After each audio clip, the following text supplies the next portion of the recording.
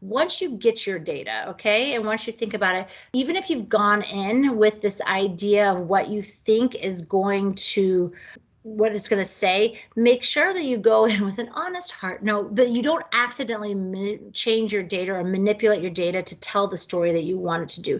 So sometimes you can find things that support what you're trying to, the case you're trying to make, and things that don't support it.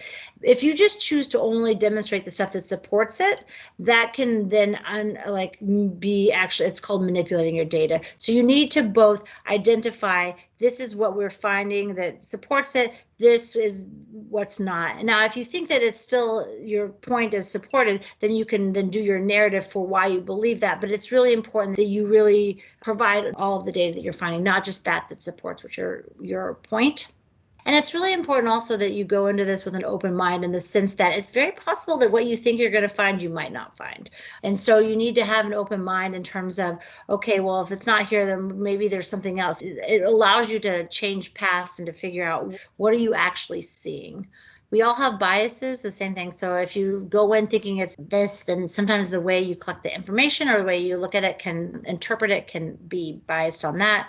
The best defense and the best for having some of these things happen, and also for having the best quality data, is to have multiple heads in the game. The more brains you have, the more those biases will balance each other out, and you'll actually get to, like, this is what we think is actually happening, which is key, because again, the reason we talk about evidence-based programming is that we don't want to just guess what's happening or think we know what's happening. The whole idea is that we're looking at our data to say, is this really what's happening? So it's just good to do this just as a group.